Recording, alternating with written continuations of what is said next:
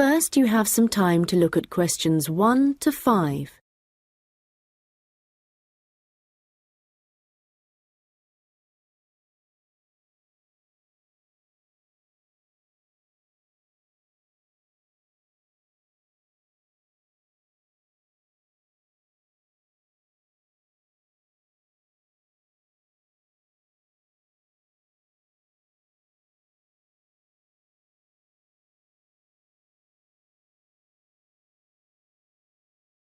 Hi, can I help you? Hello. Yes, is your club taking on new members at the moment? Oh, yes. We're always interested in taking on new members. Just give me a moment and I'll get an application form. Right, here we are. So, let's start with your name. It's Harry. OK. And your surname? It's Simons. Is that like Simon with an S? No, it's Symonds.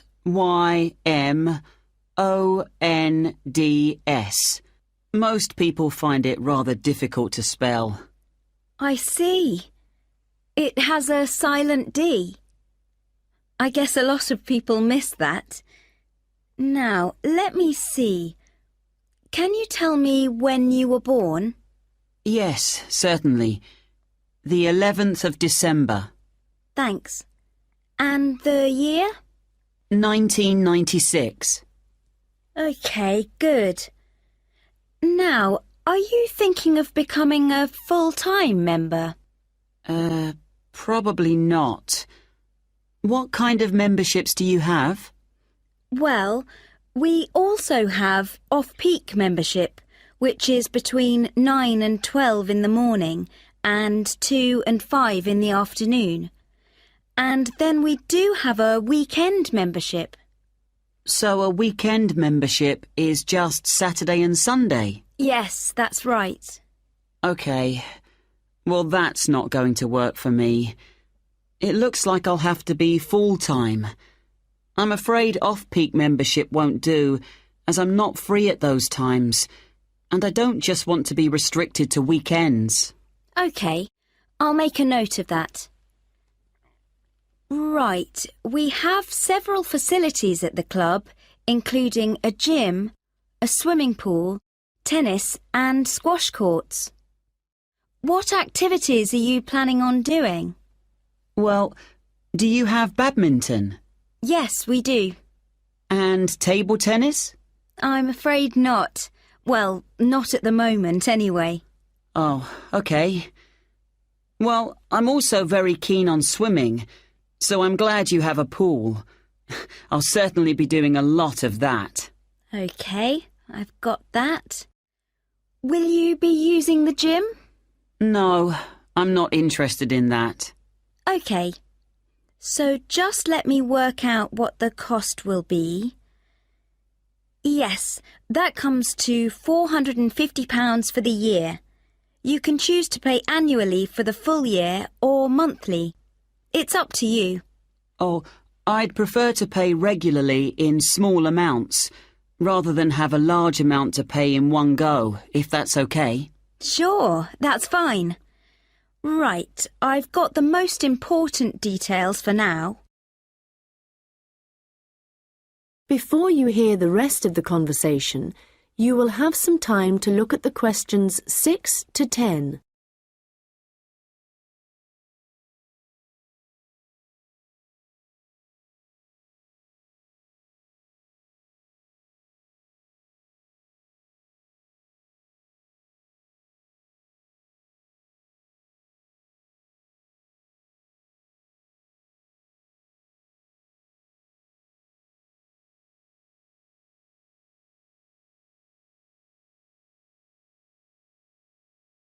Now listen and answer questions 6 to 10.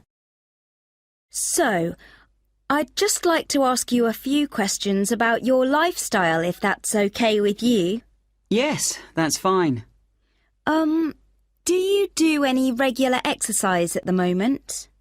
Yes, I do a bit. Good. And what do you do? Well, every few days I go jogging. Yes, that's good. How long do you go for? Well, it varies. I guess it depends on how energetic I'm feeling. Yes, of course. Every little bit helps. Do you have any injuries at the moment? Well, I did break a bone in my foot playing football a long time ago, but that's all healed up now. But in the last few days, I've realised I have a bad ankle. I think I must have injured it last week, and it's a bit sore now. But apart from that, I'm fine. Right. I guess you might need to rest it for a few days to let it recover. Yes, I will. So, let me just ask you what you want to achieve by joining the club. Do you have any targets or goals? Well, I suppose my main aim is to build up my fitness level. Is that the kind of thing you mean? Yes, that's fine. All the activities you're going to be doing should certainly help you with that. OK.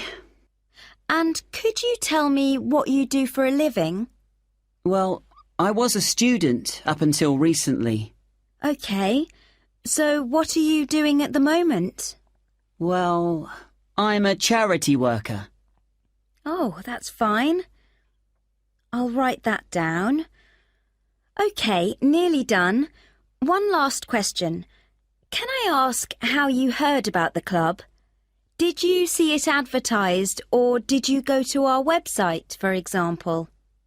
Well, I've been looking for a health club for a while, and I asked my friends for suggestions, but they weren't much help. And then I was listening to the radio, and your club was mentioned. So I thought, I'll go along and see what it's like. Great.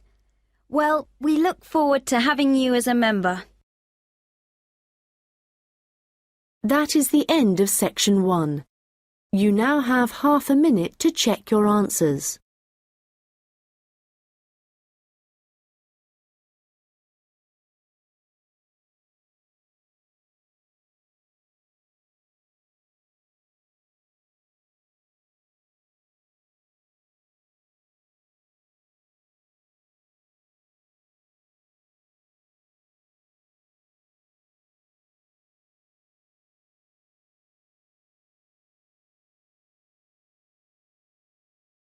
Now turn to section 2. You'll hear a hotel manager talking to her staff about the arrangements for an event to be held at the weekend. First, you have some time to look at questions 11 to 15.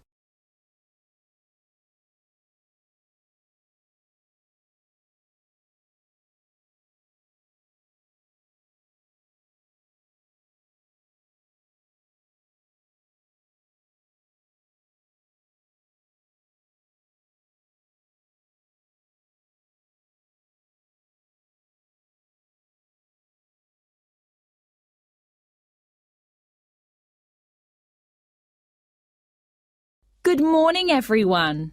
I hope you're all feeling okay after the activities of the last week or so. I know you've all been working very hard recently, and we've been exceptionally busy, especially with the wedding last weekend and the trade fair straight after that. And now we have only 3 days to prepare for the birthday party this weekend. The events recently have gone extremely well, and the hotel is beginning to get a very good reputation, so we need to keep it up. At the moment, we don't have exact numbers of guests, and though we usually only cater for groups of less than 50, we will have quite a few more than that. So, as I said, not sure of numbers, but of course we won't go over the maximum of 100. But it's likely that we will need all of you to work this weekend, so if any of you can't, please let me know as soon as possible. Right, so what time will the event start? Well, the invitation says guests should arrive between 7:30 and 7:45, but our experience is that there are always a few who like to arrive early, so we'll expect the first people at 7:15. As the numbers are quite large, this will certainly be the case. Food will be served at around 8:30, and then, depending on how long the meal takes, the entertainment will start about 2 hours later. Now, for this, we were expecting a live band for the occasion, which is always fun. But apparently this has been cancelled due to illness. So, the hosts know someone who is a comedian who will be replacing the band. We had hoped that the resident magician who worked here through the summer would be able to help out, but they weren't keen on that idea. Before you hear the rest of the conversation, you will have some time to look at the questions 16 to 20.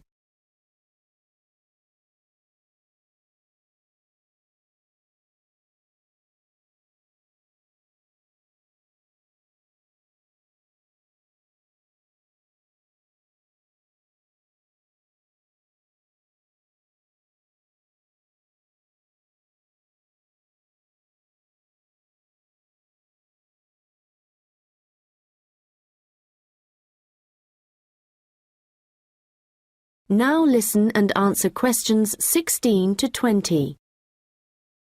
So, I'd just like to go through who's doing what when the guests arrive, and I think we'll make a few changes from the last party held here.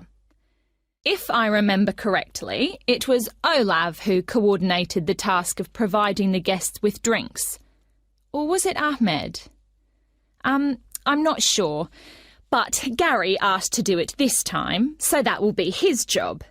There's been no decision yet on what the drinks are going to be, but I hope they decide soon in case we need to order something special. Now, for receiving the guests' coats and hats, it's important we have someone experienced doing this, as we don't want guests losing their belongings. And Monica, last time this was your responsibility. Susan, I know you wanted to do this, but as the numbers are quite high for this event, I won't make a change here. Right.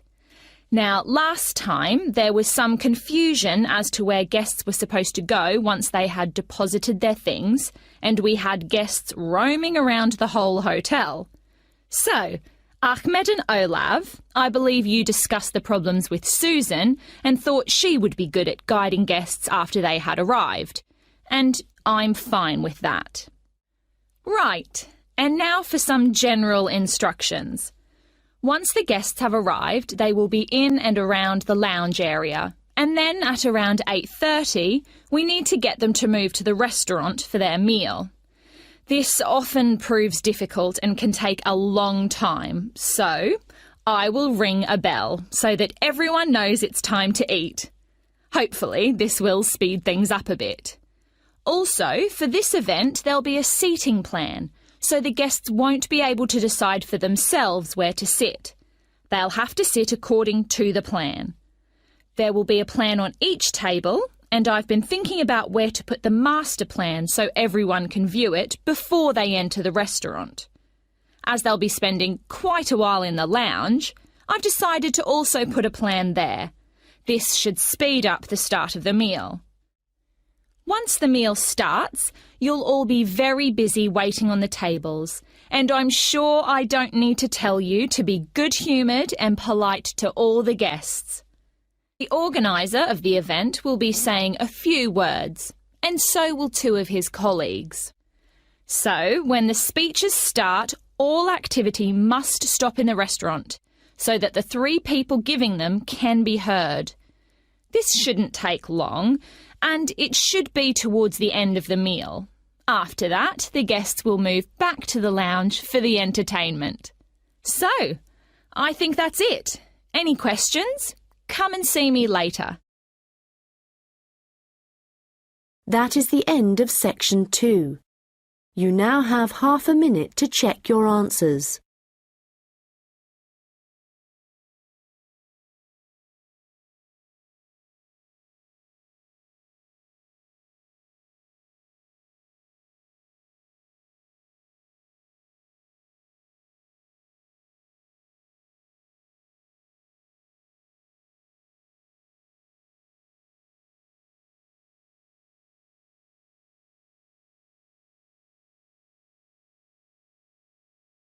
Now turn to section 3.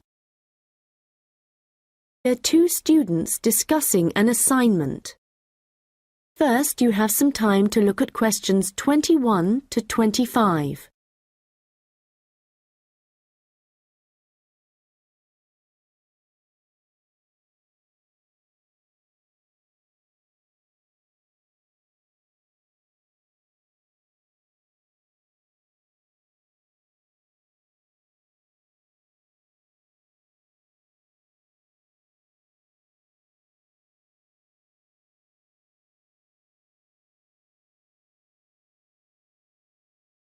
Hi, Melanie. What did you think of the assignment that we got today? It looks interesting, doesn't it? Yes, Alan.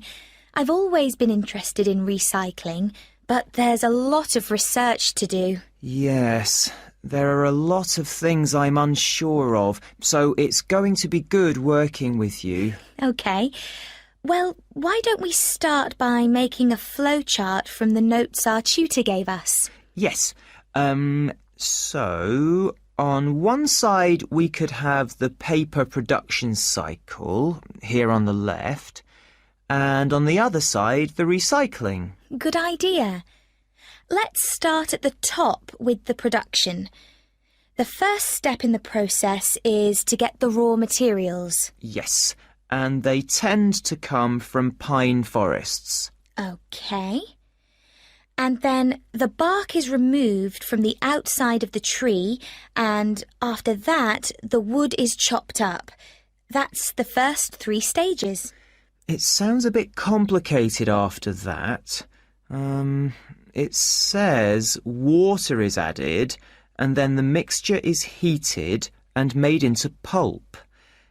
This will be the thick paste that is used to make paper. Yes, you're right, because after that they use a machine to make the paper, and we can put that right in the centre of the flowchart, because it's also where the recycled paper joins the process. Yes.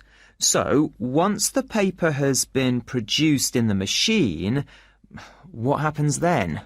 Well, I think we should write print as the next step, because this is when newspapers, magazines, etc. are produced. And we could also add that they have to be distributed to stores and people's homes. Right. Then the recycling bit starts. The old paper's collected, and then it says it's taken somewhere so that someone or something can sort it. I imagine there are different kinds of paper, or things like paper clips that need to be removed. Yes. Let's have a step after that. Now, how did our tutors say they do this? Oh yes, it involves chemicals. So, how is your chemistry? Well, not very good, I'm afraid. But this is how they remove ink. So, this is definitely going to need a bit of research. Right. The last step in the recycling section is similar to the last step in the production process, with heating and pulping, before the cycle begins again.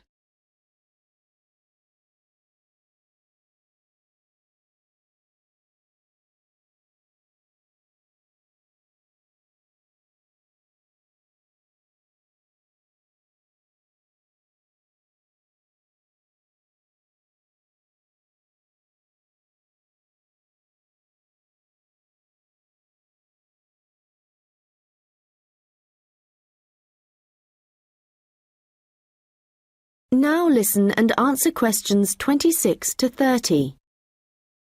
So, I think going through the processes helped.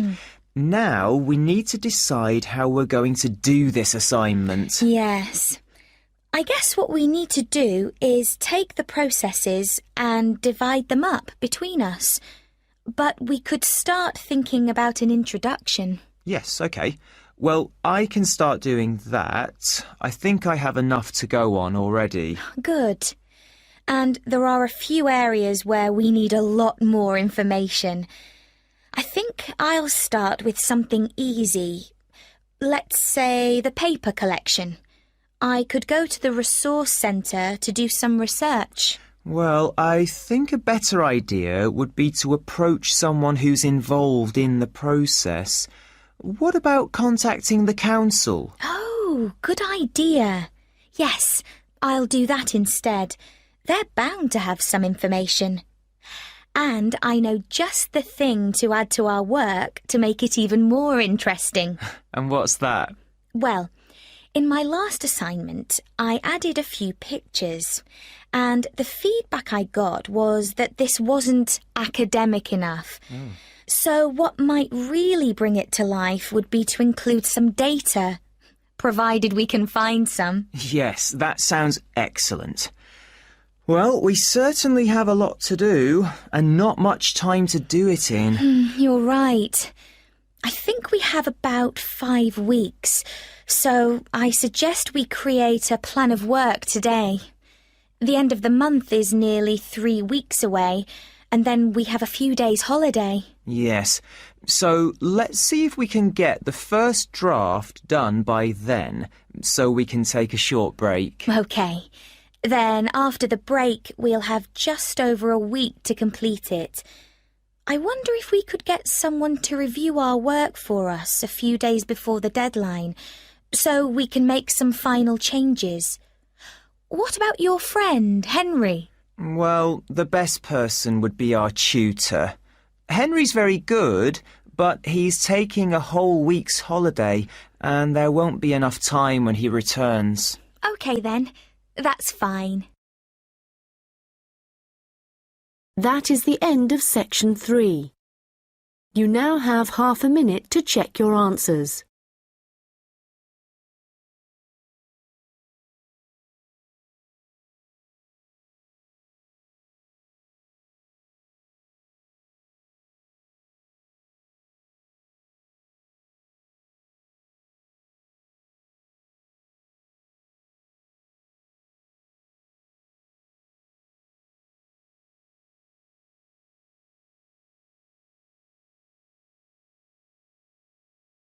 Now turn to section 4. You will hear a lecture about hair. First, you have some time to look at questions 31 to 40.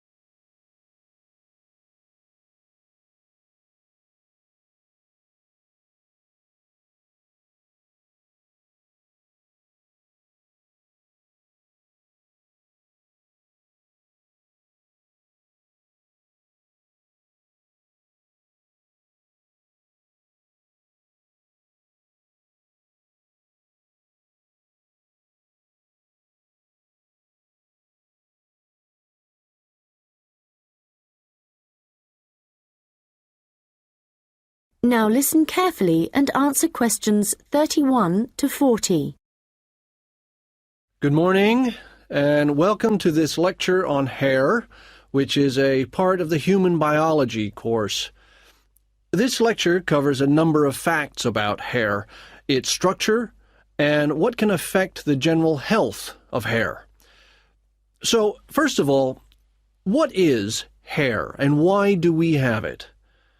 If we look back at our ancestors, we'll see that they had a lot more hair on their bodies than we do now. And there are, or were, 2 main reasons for having hair.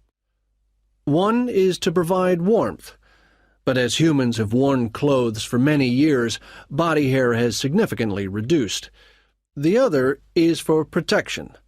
And again, this isn't as significant as it was once. But hair does still benefit areas of the body, such as the head and around the eyes. Now, hair, whatever it is for and wherever it is on the human body, is composed mainly of a protein called keratin. This by the way, is also found in fingernails. In fact, it's keratin which makes them flexible, and without it they would be very rigid. Another interesting fact about hair is that it is very strong as iron, in fact. One single strand can support a weight of up to 100 grams. This may not sound all that much, but a full head of hair can support up to 12 tons, which is the equivalent of a couple of elephants, which is simply amazing, though I advise you not to put this to the test. Humans lose up to 100 strands of hair a day, but we do have quite a lot of hair to start with. There's some variation depending on hair color, but for an average adult, the strand count is 100,000, so losing 100 a day is not too bad. Although this is the average, people with red hair have around 80,000 strands, black or brown hair 100,000, and blondes have about 120,000. So, hair used to be important for the reasons I mentioned earlier, but nowadays I'd say the main importance of hair is the fact that it is big business. Apart from the money involved in hair cutting, shaving, trimming, etc., a fortune is spent just on hair products. In the UK alone, consumers spend over £5 billion each year on these.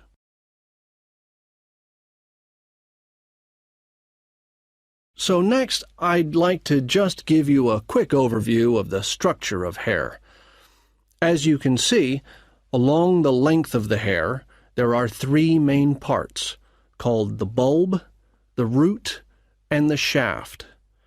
A single hair is fixed at one end below the skin in the bulb. The bulb acts rather like a cap. It encloses the end of the hair in the head. The next part of the hair is the root, and this is the part of the hair which lies just beneath the skin, and, in terms of hair production, is the most important. This can be considered the control center for each strand of hair, and is where the glands are found. These produce oil, which flows along the length of the hair, and the health of the root determines the overall health of the strand of hair. The last part is the shaft, and this is the hair which is above the skin, and is, of course, what we can see. Fortunately, this is not active, and I say fortunately because otherwise it would be very painful to have your hair cut. And finally, I'd just like to go over a few factors that impact on the overall health of hair. Like every other part of the body, our diet, that is, what we eat, is extremely important to the condition of our hair. But whereas a change in your diet to, for example, eating unhealthy foods will soon be noticeable in your skin, changes to your hair will take a lot longer. A change in diet today could take several months to have an effect on your hair. And so, what is the key to healthy hair? Well, eating a balanced diet is the most important thing. There are a number of vitamins that are vital for good hair health, the main ones being vitamins C, D, and E. And in a balanced diet, all these vitamins should be readily available. If you need a boost of vitamin C, for example, one of the best things to eat are blueberries. For vitamin D, the best examples are fish, mushrooms, and eggs. And for vitamin E,